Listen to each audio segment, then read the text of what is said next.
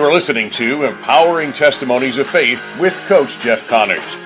Join Coach C, USA Strength and Conditioning Hall of Famer and Certified Health and Life Coach every Monday night at 7 for Empowering Testimonies of Faith as diverse individuals from various professions share their personal journey, leading them to spiritual strength through surrendering themselves to Christ. Coach Connors aspires to influence others to choose a healthy threefold lifestyle with spirituality as the powerful foundation. Now, here is Coach Connors. Hey, welcome to Empowering Testimonies of Faith with Jeff Connors. Tonight, for the second time, we have our incredible guest, Certified Health and Life Coach and Shamanic Reiki Master, Carol Lake. Carol, welcome to the show once again. Hey, thank you so much Jeff for having me. I am so honored and blessed. Thank you. So, we want to talk about how we might help some folks out there who want to get into that New Year's resolution. And we already know that about week 4 or 5 into that resolution, we have a little bit of self-sabotage going on. Mm-hmm. So we want to talk a little bit about how they might stay with their program and maybe educate them about a lot of the things that you do. And of course, I was a performance coach for 35 years, and now I'm in kindergarten as a health and life coach. Mm-hmm. And, you do this for a living. I don't do it for a living yet, but I might incorporate it into my schedule at some point. But certainly very interesting and glad I got certified. And it's very exciting for my own life and my family. So I wanted to get into Galatians 5:22-23 first. Okay. Because basically what we're all seeking is the fruits of the Spirit.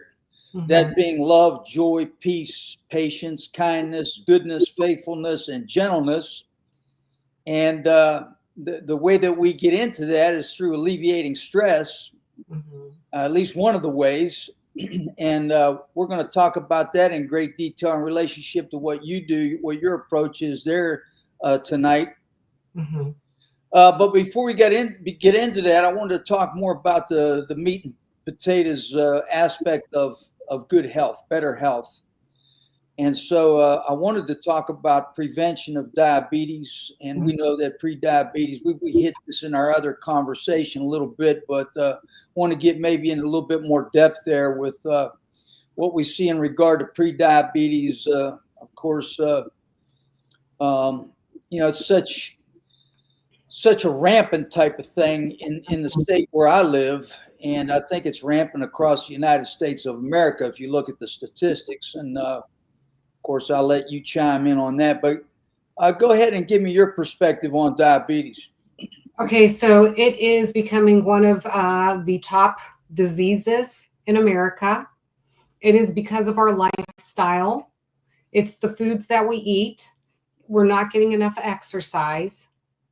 And most of all, I think people are turning towards the emotional eating and not exercising, and it's the discipline. So it's all going to tie together, body, mind, and spirit.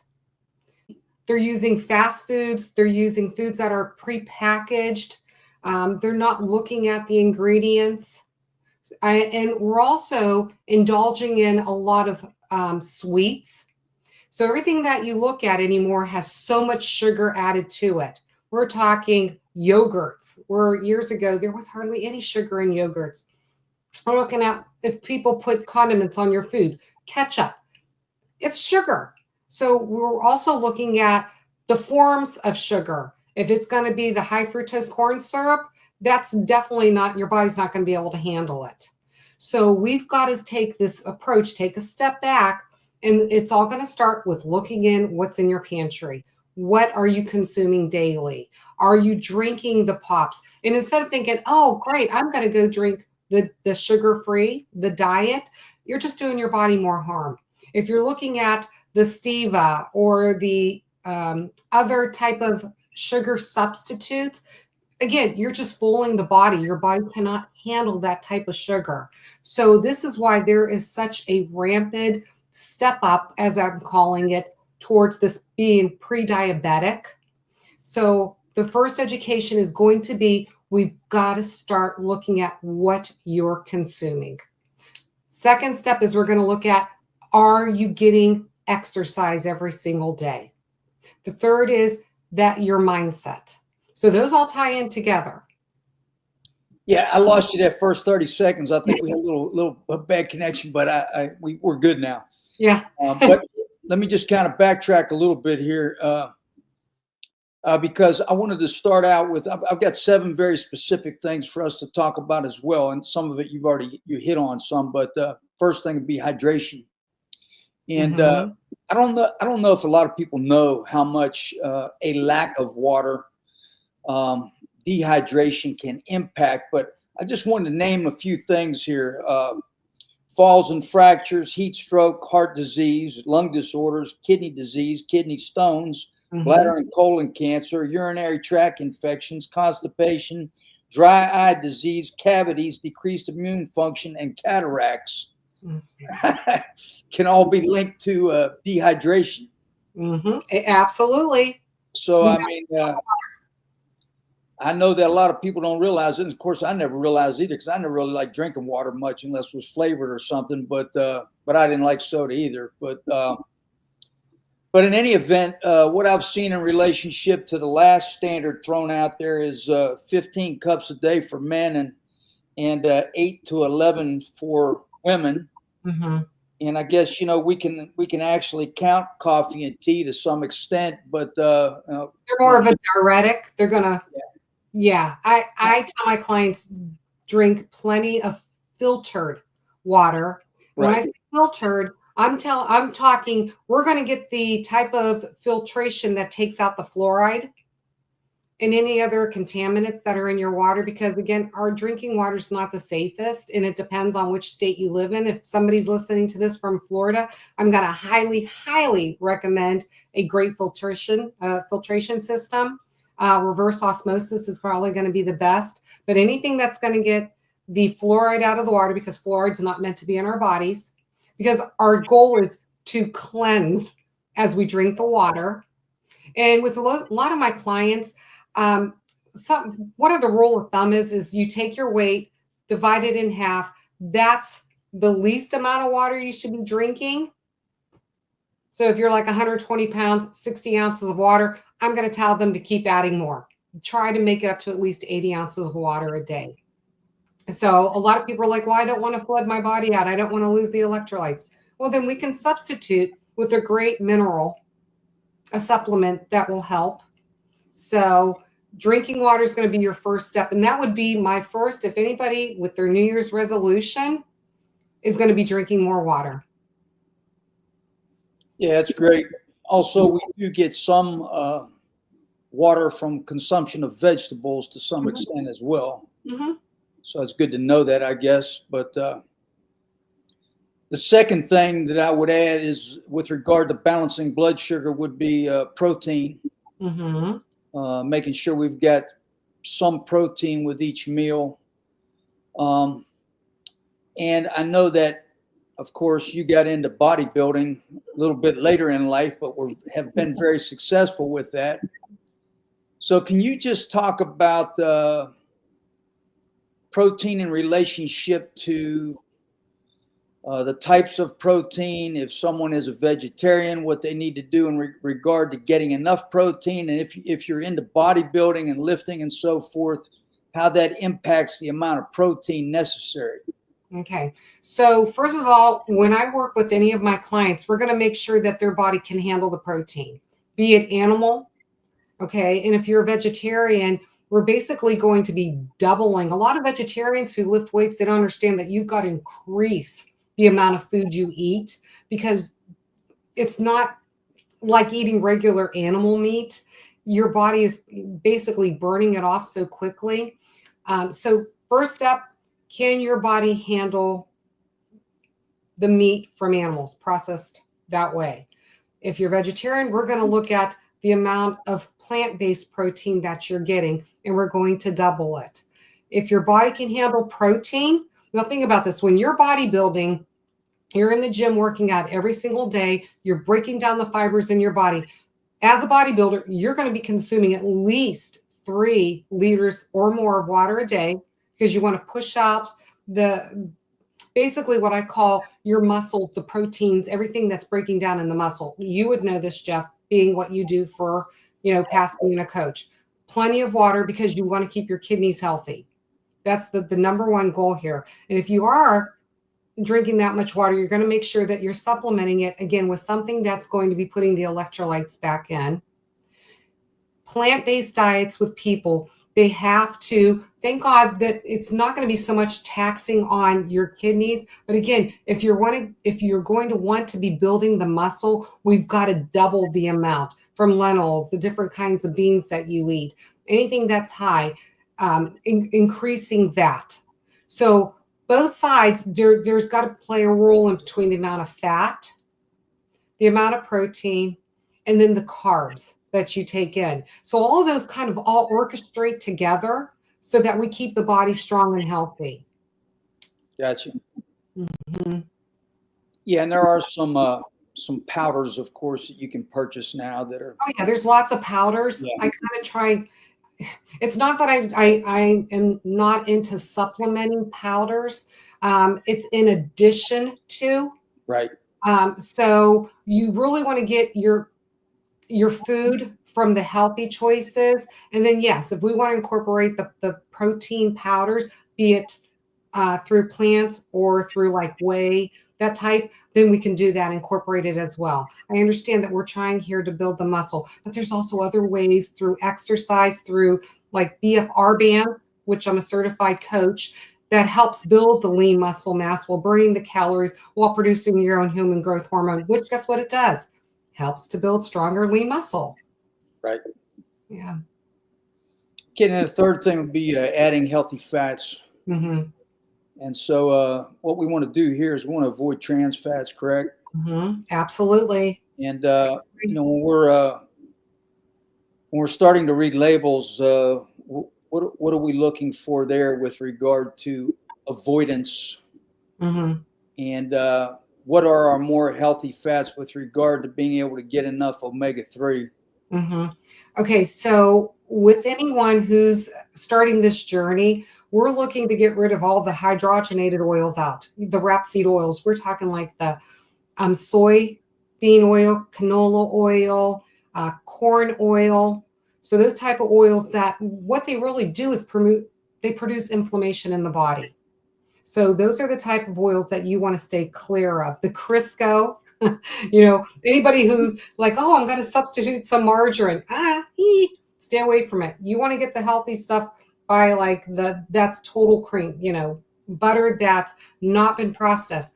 Ghee is amazing for people who love butter, want the butter taste. That's the best type of that you can use, type of oil, butter, as I call it.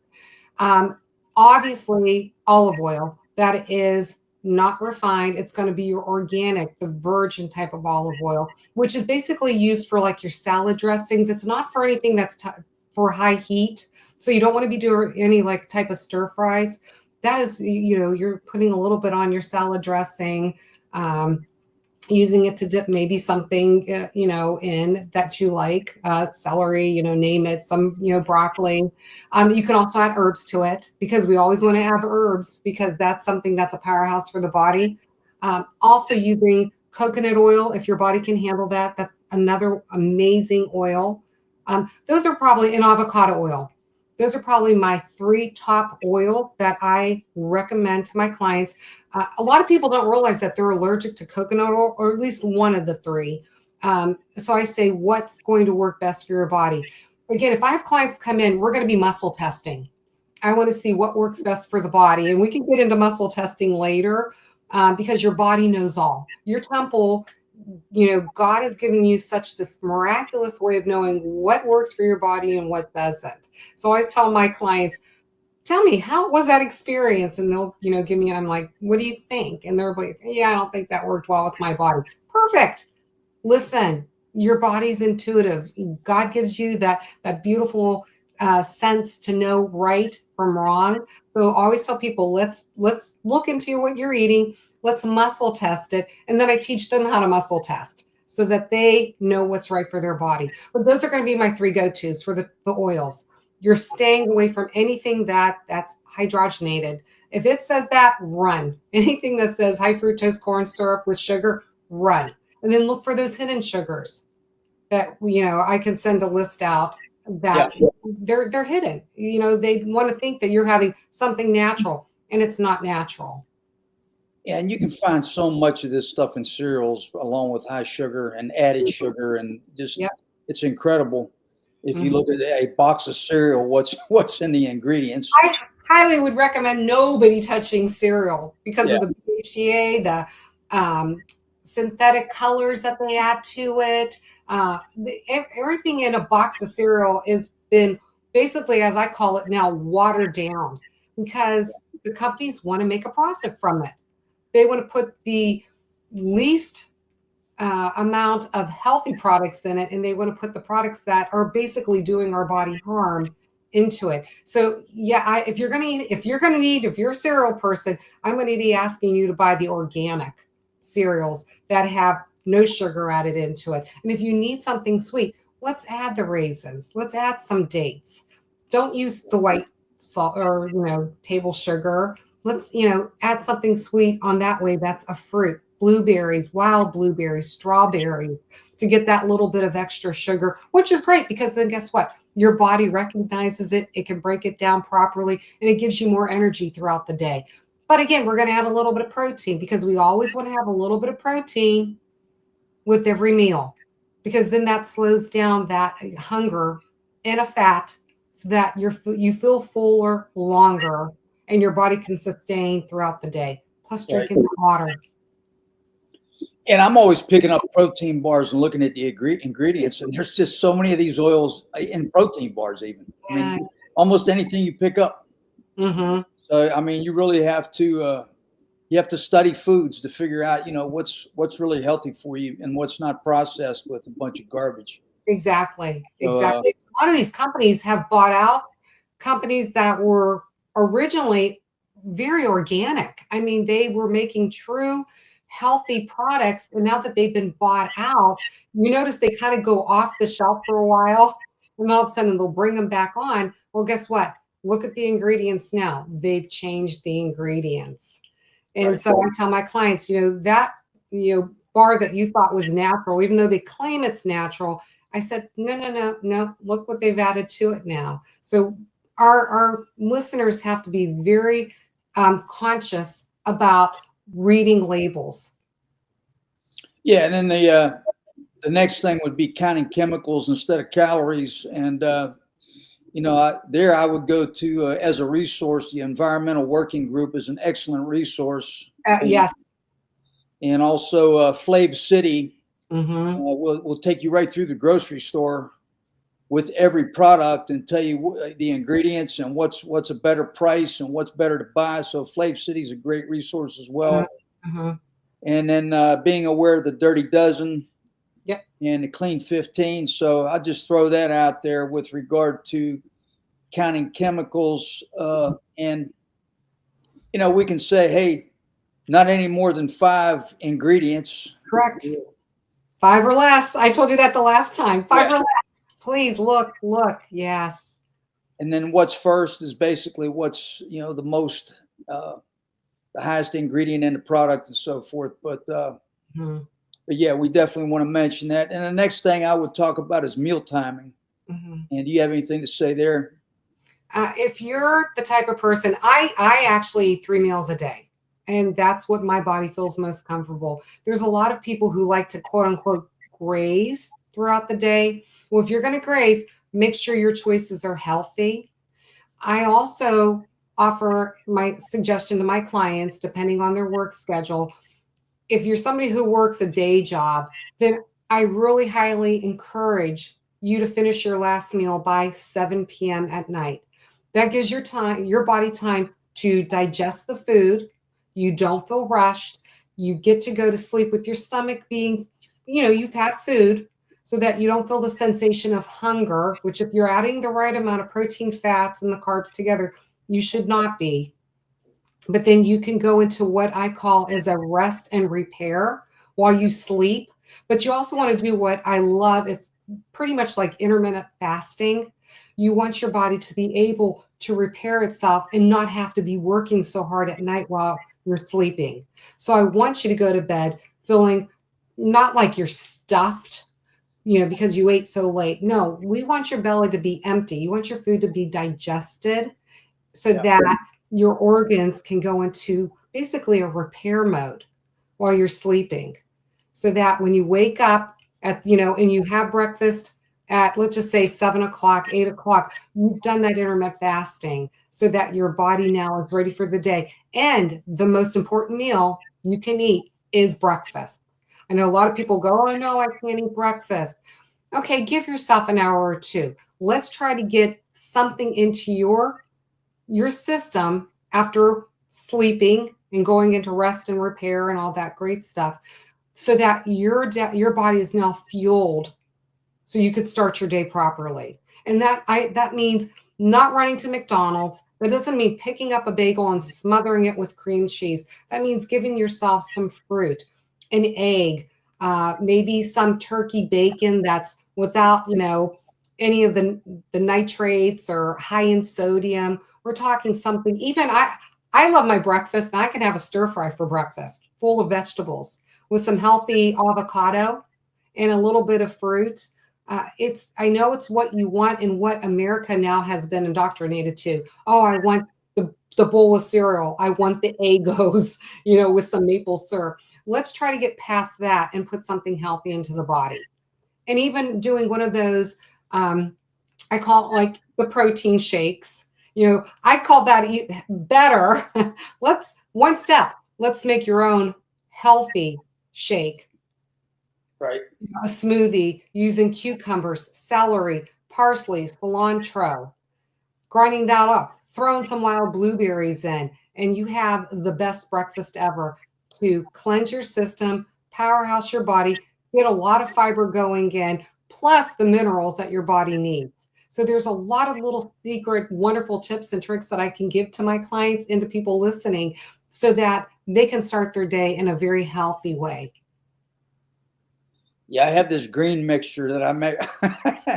It's like a powder that I mix up every morning. It's got everything under the sun in there that's healthy. Mm-hmm. It doesn't taste the best, so I got to put a little ice in it and develop a taste for it. But I'll make sure I get my greens in the system. Yep, absolutely. I want to talk a little bit more about food there, because Health Coach Institute, we have this hunger and fullness scale where we get to 2 or 3 and we want to make sure that we're eating something. Mm-hmm. And then we get to 7 or 8 and we basically want to stop eating at about 80% fullness. Mm-hmm. So that's something that's emphasized in this system, along with a 20-minute meal, slowing down your eating. Mm-hmm. The fact that people typically chew their food like 3 or 4 times. We try to get people to chew their food like 30 times. Mm-hmm. So we, activate those enzymes in the mouth for digestion, and, basically moving toward better digestion by slowing down this process, and, just putting your fork down in between bites, little things like that. And and also, of course, with the meal timing. And then we have something called the magic plate, which is basically just a well-balanced plate, and not having more than the palm of your hand in relationship to how much protein you're going to eat, particularly if it's animal protein, but things like that. So the next thing would be sleep. Okay. And what's your advice there? Okay. Start a routine. Gotcha. A lot of people, when they go to sleep, it's sporadic, and they go to sleep with, I call it monkey brain. So my advice, they have monkey brain, is to stop what you're doing. Let's say at 9 o'clock, and you are going to have to be very disciplined that you're going to be in bed by 10. I try to follow this rule too. And there's some nights, okay, I'm in bed by 10:30. But the latest, 10:30. So you come up with the time. Your devices, so many of us are just so hooked on having our laptops, our cell phones. get away from them. First of all, because they're not healthy. They emit so much frequency into our bodies that we want to get them away so that we start bringing our, sympathetic system down. Follow routine by, I know some people love their showers in the morning. I always tell my clients,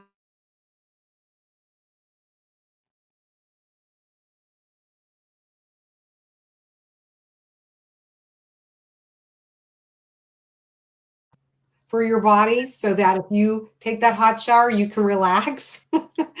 But also, if you're needing something to calm yourself down, I highly recommend, which is another reason I tell my clients, please cut off eating by 7 o'clock. You can take supplements. And I do not recommend melatonin. Absolutely not. We want our body to produce it. Okay. So a lot of people get dependent upon it.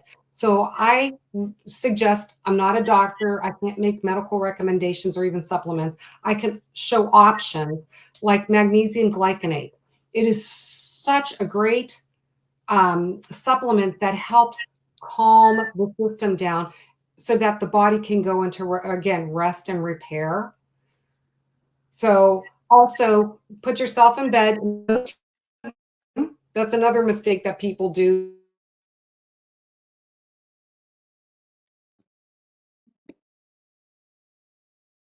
And then what we can do is then have them read books. Just calm everything down for the body. So those are a couple of my suggestions. Everybody's unique with what they need.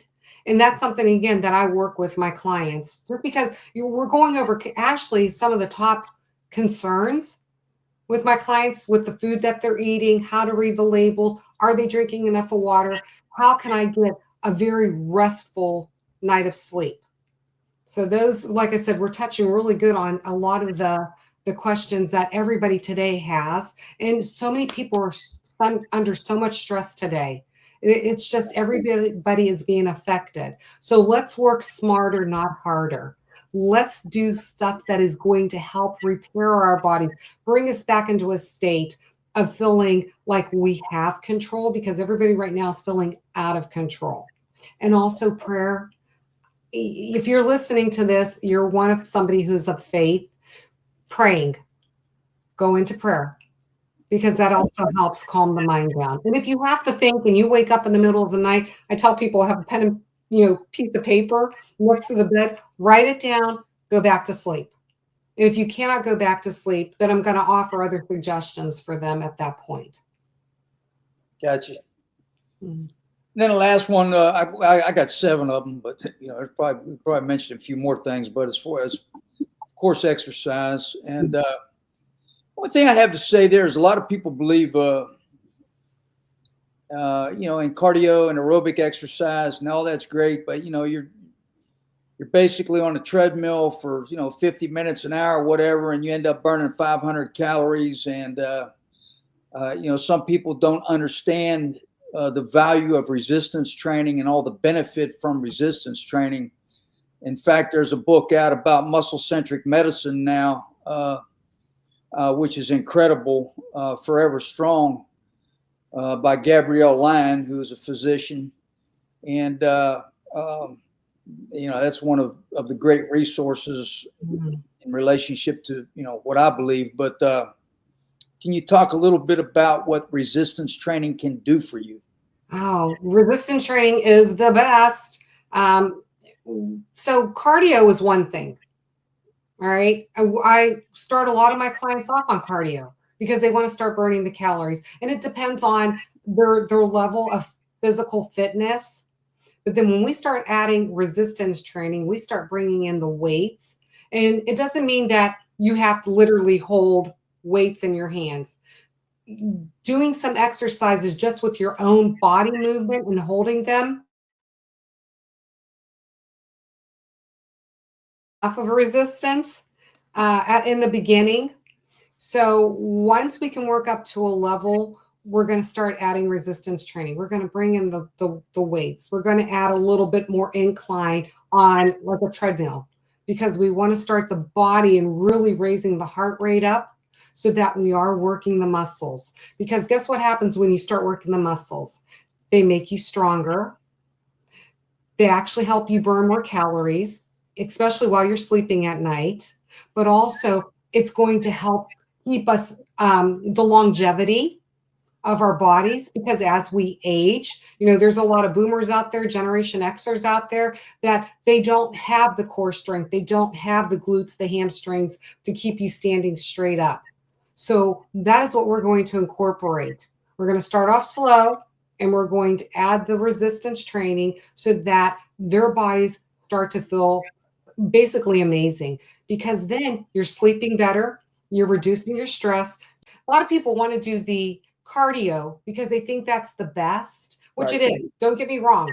Like I said, I start everybody off on cardio depending on their physical level of activity. And again, first of all, I always want you to go to the doctors. I want you to get a physical. I want to make sure that you are healthy and strong, so that when we start an exercise program, we know that we can keep increasing depending on your heart rate, because there's a lot of multi-factors taking place when we start exercising.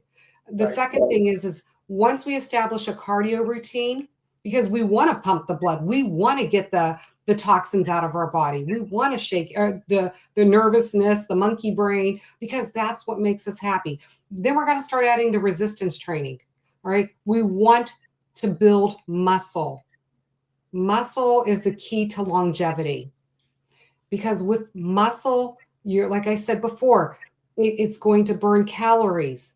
You're going to be able to look better. You're going to feel better. And once you feel better, that helps with the mind. I mean, anybody who has lost weight or gone into really great shape, you know how you feel. You feel on top of this world. That's how we want you to feel every single day. And that's through behavioral change. All right. Yeah. So it's not just, hey, I've lost weight. No, we're going for now long term. Let's sustain this. So a lot of people think after, 3 months is sustainable. No, if you can sustain something from 6 months to a year, then you're probably going to sustain it for the rest of your life. 1 month is not going to prove anything. 2 months, you're getting there. 3 months starts that, where you know what? You know how you feel, you know how you look, you're going to keep up with this. And you have to be disciplined. You have to want it. Right. Okay. So if you want it, then guess what? You're going to fall back to the old behavioral pattern. Well, and that's another thing about having a health and life coach. It's not so much about the information. You can go on the internet and read all the information you want, but you got to have somebody to be accountable to. Exactly.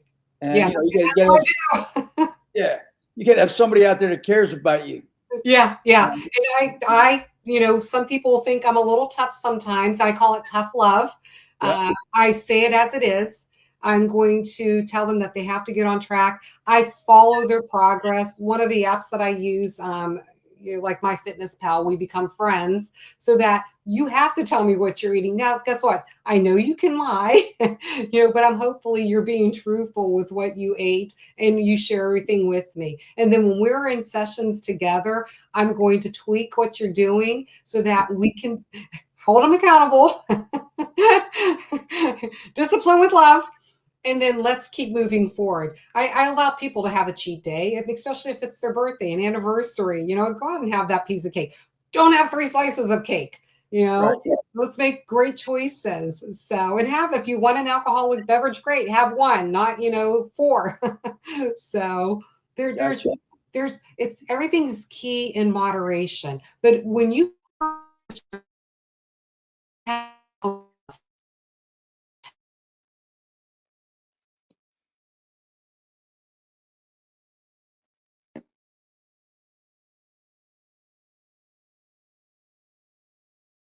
No, good, we're back. But yeah, you have to have I say there's a lot of energy.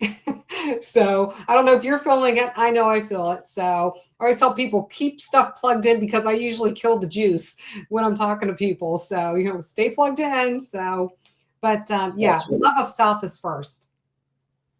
Well, I want to mention just a couple other things before we get into some things that you do to alleviate stress. But the importance of reducing belly fat, I always want to talk about that. And there is a waist to hip ratio. Mm-hmm. Waist circumference divided by hip circumference, and men should be less than 0.90 and women less than 0.85. Mm-hmm. So I just want to mention that because of the vital importance of that, because of that type of fat that we carry there. Mm-hmm. Okay, so people with the belly fat, we've got to make sure we're looking at hormone levels in the type of food that they're consuming.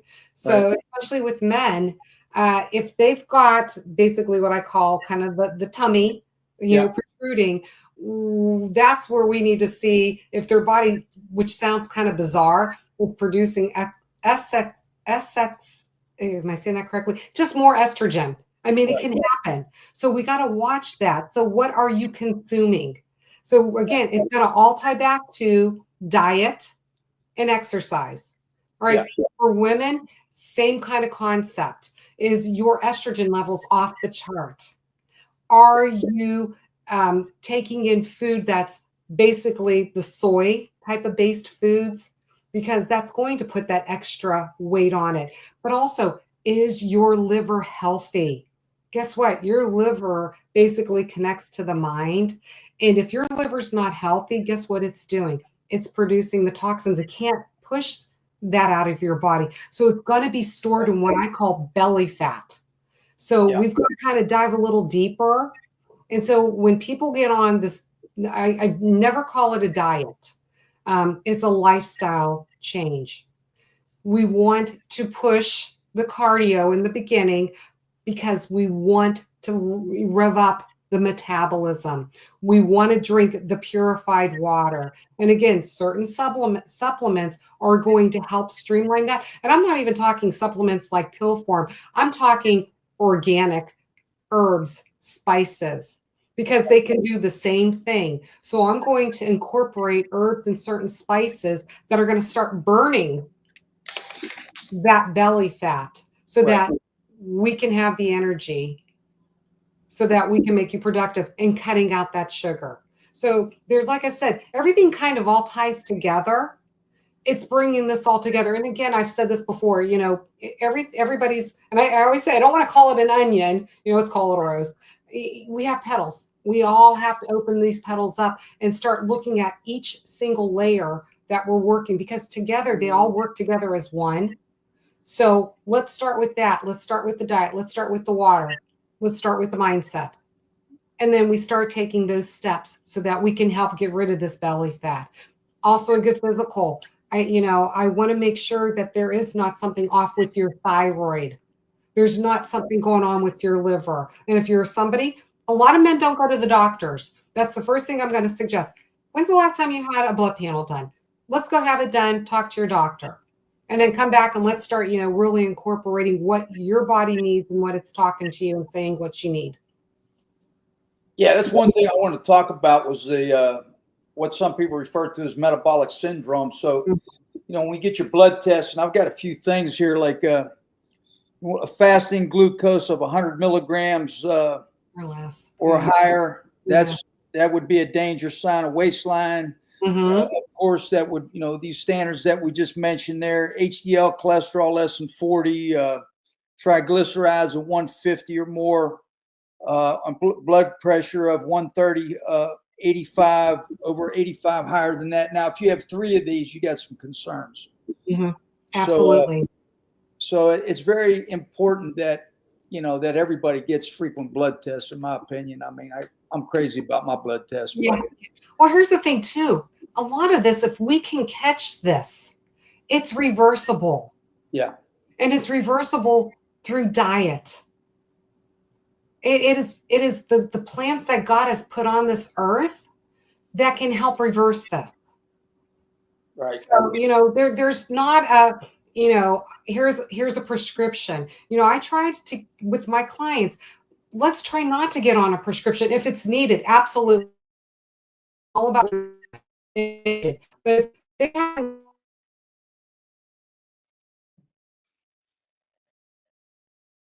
taken care of. Gotcha. Carol, we're going to go ahead and wrap this thing up here. And we'll get together again. I would love to. I would love to keep sharing with anybody listening. I'll be in touch soon. Thanks so much for coming on again and sharing what you do. And, definitely kudos to you for what you've accomplished in bodybuilding as well. Oh, thank you. We haven't talked a whole lot about that, but what you accomplished in bodybuilding is amazing.